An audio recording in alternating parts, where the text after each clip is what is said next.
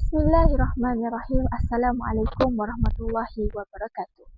Nama diberi Nik Nur Izan Fadilah binti Nik Muhammad Izzuan dan saya dari unit Bahasa Melayu 2. Jadi di sini saya akan membincangkan satu isu yang sering dibincangkan di negara kita, iaitu sumber tenaga boleh diperbaharui dan potensi beserta keperluannya di Malaysia. Jadi untuk mengetahui dengan lebih lanjut isu yang dibincangkan, mari sama-sama kita saksikan sumber tenaga boleh diperbaharui, potensi dan keperluannya di Malaysia. Jadi, apakah tenaga boleh diperbaharui? Tenaga ini merupakan elemen yang sangat penting dalam kehidupan manusia serta pembangunan sesebuah negara, di mana hampir semua sektor seperti industri, pengangkutan, teknologi dan perkhidmatan memerlukan bekalan tenaga bagi memastikan operasi berjalan dengan lancar. Namun begitu, sebahagian besar sumber tenaga yang digunakan pada masa kini masih bergantung kepada bahan api fosil seperti petroleum, gas asli dan arang batu. Penggunaan bahan api fosil ini secara berterusan telah menimbulkan pelbagai masalah alam sekitar seperti pencemaran udara, peningkatan pelepasan karbon serta perubahan iklim global. Oleh hal yang demikian, masyarakat dunia kini semakin memberi perhatian kepada penggunaan tenaga boleh diperbaharui sebagai alternatif baru yang lebih lestari dan mesra alam. Jadi baiklah, tenaga boleh diperbaharui merujuk kepada sumber tenaga yang diperoleh daripada proses semula jadi yang boleh diperbaharui secara berterusan dan tidak akan habis dalam jangka masa yang singkat. Berbeza dengan bahan api fosil yang mengambil masa berjuta-juta tahun untuk terbentuk. Tenaga boleh diperbaharui ini sentiasa tersedia dalam alam semula jadi dan boleh digunakan secara berulang kali tanpa menyebabkan kehabisan sumber tersebut. Jadi, antara ciri utama tenaga boleh diperbaharui ialah sumbernya boleh diperbaharui secara semula jadi, menghasilkan pelepasan karbon yang lebih rendah serta lebih mesra alam berbanding sumber tenaga konvensional. Penggunaan tenaga boleh diperbaharui ini juga penting dalam usaha untuk mengurangkan kesan perubahan iklim dan menyokong pembangunan yang lebih lestari pada masa hadapan.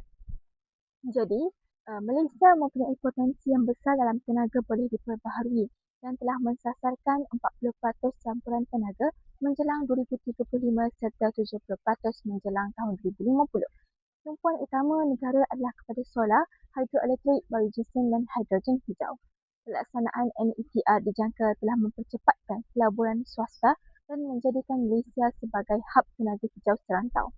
Malaysia juga komited untuk mencapai karbon sifar bersih menjelang tahun 2050. Menurut laporan industri, kapasiti pasaran tenaga boleh diperbaharui dianggarkan 13.68 gigawatt pada tahun 2026 dan dijangka meningkat kepada 39.03 gigawatt menjelang tahun 2031 dengan kadar pertumbuhan sekitar 23%. Ini menunjukkan sektor tenaga hijau mempunyai potensi ekonomi yang sangat besar di Malaysia. Seterusnya, tenaga boleh diperbaharui terdiri daripada pelbagai jenis di mana masing-masing mempunyai kelebihan, potensi dan cabaran yang tersendiri. Salah satu sumber tenaga yang paling popular ialah tenaga suria, iaitu tenaga suria ini diperoleh daripada cahaya matahari yang ditukar kepada tenaga elektrik melalui sistem panel solar atau teknologi fotovoltaik. Tenaga ini menghasilkan tenaga bersih kerana tidak menghasilkan pencemaran udara dan dapat mengurangkan pelepasan gas karbon. Di Malaysia, kedudukan negara yang hampir dengan garisan khatulistiwa menjadikan tenaga suria sangat berpotensi kerana negara ini menerima sinaran matahari sepanjang tahun dengan purata 4 hingga 6 kilowatt jam setiap meter persegi sehari. Kerajaan telah memperkenalkan beberapa program untuk menggalakkan penggunaan tenaga suria, termasuklah program Net Energy Metering (NEM) dan projek solar berskala besar iaitu LSS. Walaupun kos pemasangan awal masih tinggi dan penggunaan tenaga suria masih bergantung kepada cuaca serta waktu siang, tenaga suria tetap menjadi sumber tenaga alternatif yang penting untuk masa hadapan. Selain tenaga suria, tenaga hidroelektrik juga merupakan sumber tenaga boleh diperbaharui yang utama, iaitu tenaga ini dijana melalui pemutaran air yang memutarkan turbin di empangan untuk menghasilkan elektrik. Tenaga hidroelektrik ini menawarkan bekalan yang lebih stabil dan boleh dijana secara berterusan tanpa mengira musim, berbeza dengan tenaga solar. Di Malaysia, terdapat banyak sungai besar dan kawasan tanah tinggi yang sesuai untuk pembangunan tenaga hidroelektrik, terutamanya di negeri Sarawak dan empangan besar seperti Bakun Dam, Murum Dam dan Batang Air Dam. Walaupun tenaga hidro ini memberikan banyak manfaat termasuk pengurusan air dan kawalan banjir, pembinaan empangan berskala besar juga dapat menimbulkan cabaran dari segi impak terhadap ekosistem sungai dan komuniti setempat.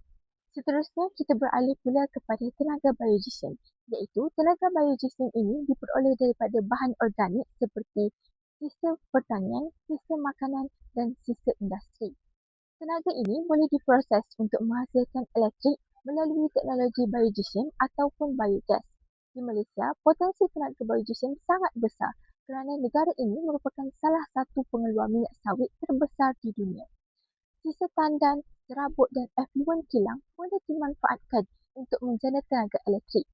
Selain membantu menjana tenaga, penggunaan biogesin juga mengurangkan sisa pertanian yang boleh mencemarkan alam sekitar jika tidak diuruskan dengan baik. Jadi, apakah cabaran utama bagi tenaga biogesin? Yang pertama, teknologi pemprosesan yang tinggi serta keperluan sistem pengurusan sisa yang cekap. Jadi, selain tiga sumber utama ini, tenaga angin juga sedang diteroka, terutamanya di kawasan pantai seperti Sabah dan Terengganu. Tenaga angin ini dijana melalui pergerakan turbin yang menukarkan tenaga kinetik angin kepada elektrik.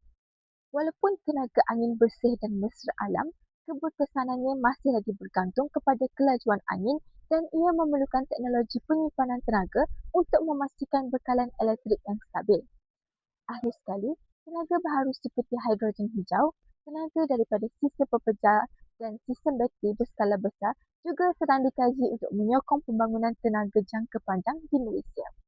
Walaupun tenaga ini masih dalam fasa penyelidikan dan pembangunan, sumber tenaga ini menjanjikan sistem tenaga yang lebih stabil dan mampan pada masa hadapan.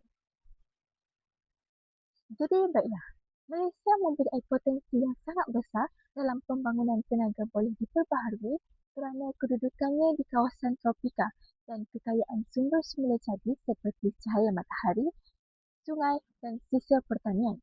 Tenaga suria, sebagai contoh, adalah sumber tenaga yang sangat berpotensi kerana negara ini menerima sinaran matahari yang stabil sepanjang tahun, iaitu dengan purata sinaran sekitar 4 hingga 6 kilowatt jam setiap meter persegi sehari.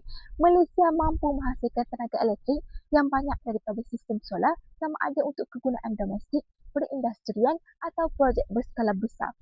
Kerajaan telah memperkenalkan program seperti Net Energy Metering dan Large Scale Solar bagi meningkatkan penggunaan tenaga solar secara meluas.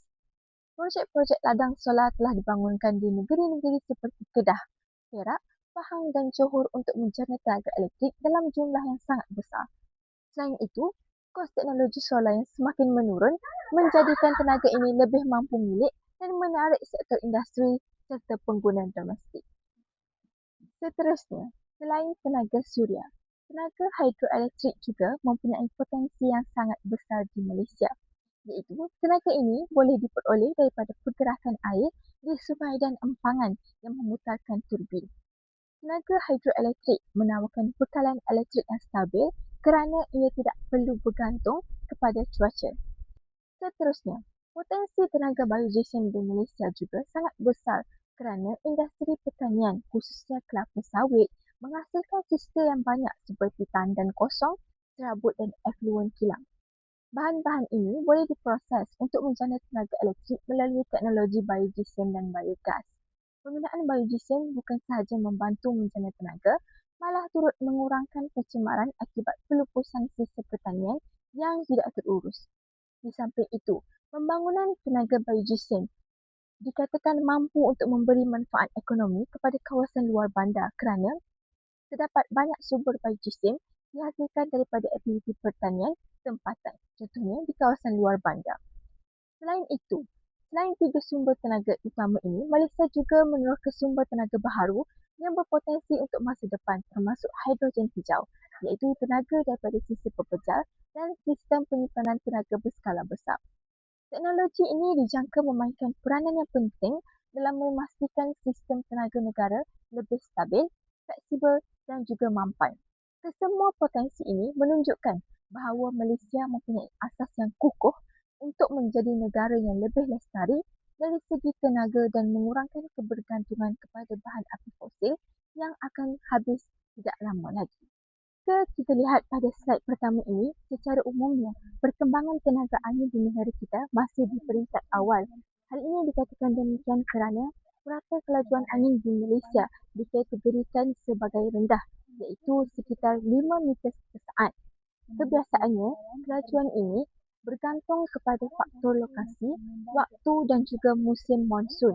Walau bagaimanapun, Malaysia mempunyai potensi geografi utama di mana sebagai sebuah negara maritim, negara kita mempunyai kawasan pesisir pantai yang panjang dan pulau-pulau yang terdedah kepada tiupan angin yang kencang. Contohnya di Pulau Terumbu Layang-Layang Sabah.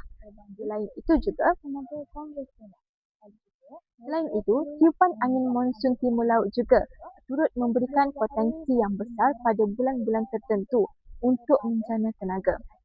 Jadi, jika diperhatikan gambar yang telah saya sertakan, antara kawasan yang dikenal pasti mempunyai potensi tinggi untuk pembangunan ladang angin adalah di Kudat Sabah, Mersing Johor dan juga di Terengganu. Kawasan-kawasan ini merupakan titik fokus bagi kajian dan projek perintis tenaga angin di Malaysia. Mungkin ada yang bertanya, mengapa kita mesti memerlukan tenaga angin sedangkan kita sudah mempunyai tenaga solar? Jawapannya terletak pada 4 faktor utama ini, iaitu yang pertama, kepelbagaian portfolio tenaga. Malaysia telah menyasarkan 70% kapasiti tenaga boleh diperbaharui menjelang tahun 2050. Masalah utama solar adalah ia terlalu bergantung pada cuaca dan siang hari sahaja. Manakala tenaga angin pula bertindak sebagai pelengkap kerana boleh menjana elektrik pada waktu malam atau semasa musim monsun di mana cahaya matahari berkurangan. Faktor yang kedua, sekuriti tenaga nasional. Negara kita memerlukan kebergantungan kepada gas asli. Negara kita mengurangkan kebergantungan kepada gas asli dan arang batu yang sumbernya semakin berkurangan dan harganya di pasaran global sangat tidak menentu. Baiklah, seterusnya, faktor yang ketiga, bagi mencapai sasaran sifar bersih atau net zero, negara kita memerlukan sumber tenaga yang tidak melepaskan gas rumah hijau iaitu gas karbon. Akhir sekali, faktor teknologi baharu. Kini sudah wujud turbin angin kelajuan rendah iaitu low wind speed turbines yang direka khas untuk kawasan seperti Malaysia bagi membolehkan penjanaan elektrik secara komersial dilakukan walaupun angin tidak sekuat di Eropah. Jadi baiklah, bagi memastikan pembangunan tenaga yang mampan dan lestari, Kerajaan Malaysia telah memperkenalkan beberapa dasar tenaga yang strategik di mana dasar-dasar ini bertujuan untuk memastikan keselamatan bekalan tenaga, menggalakkan penggunaan sumber tenaga boleh diperbaharui serta mengurangkan pelepasan karbon dalam menyokong pembangunan ekonomi hijau. Iaitu, salah satu dasar utama yang telah diperkenalkan ialah National Energy Transition Roadmap iaitu NETR yang telah dilancarkan oleh Ministry of Economy Malaysia pada tahun 2023. Pelan ini merupakan strategi jangka panjang yang menyasarkan peralihan sistem tenaga negara daripada sumber konvensional kepada sumber tenaga bersih yang lebih mampan dan lestari. Melalui NETR ini, Malaysia telah menyasarkan peningkatan penggunaan tenaga boleh diperbaharui secara berperingkat termasuk pembangunan kapasiti tenaga solar, hidroelektrik, biogesim dan teknologi baharu seperti hidrogen hijau. Di samping itu, kerajaan juga turut memperkenalkan pelbagai program sokongan seperti projek Large Scale Solar LSS, program Feed-in Tarif iaitu FIT dan skim pembiayaan teknologi hijau. Di mana semua inisiatif ini bertujuan untuk menggalakkan pelaburan dalam sektor tenaga hijau serta mempercepatkan pembangunan tenaga boleh diperbaharui di Malaysia. Pelaksanaan dasar ini telah menunjukkan komitmen di antara kerajaan untuk memastikan Malaysia bergerak ke arah sistem tenaga yang lebih bersih, lestari dan mesra alam sejajar dengan matlamat pembangunan lestari global. Jadi seterusnya, walaupun Malaysia memiliki potensi yang besar dalam pembangunan tenaga boleh diperbaharui, realisasinya memerlukan perancangan dan penelitian secara pendekatan yang strategik. Jadi dari segi tenaga suria, kelebihan geografi negara yang terletak berhampiran khatulistiwa telah membolehkan sinaran matahari tersedia sepanjang tahun. Hal ini menjadikan tenaga suria sumber yang sangat menjanjikan. Namun begitu, pembangunan tenaga solar menghadapi cabaran seperti kos pemasangan awal yang sangat tinggi dan kebergantungan kepada cuaca serta waktu siang. Walau bagaimanapun, kos teknologi ini semakin menurun. Faktor kos awal masih menjadi halangan bagi sesetengah pengguna dan sektor industri untuk melaksanakan projek solar secara meluas. Oleh hal yang demikian, sokongan kerajaan melalui insentif kewangan, kemudahan pembiayaan dan program galakan sangat penting bagi memastikan tenaga solar dapat dimanfaatkan sepenuhnya.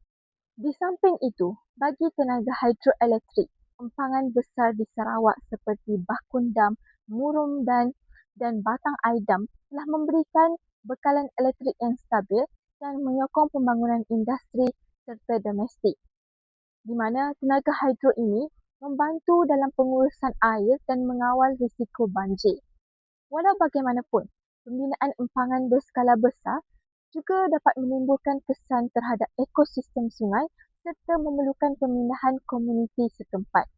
Justru, pembangunan tenaga hidro ini perlu dilakukan secara seimbang dengan mengambil kira kelestarian alam sekitar serta kesejahteraan masyarakat tempatan.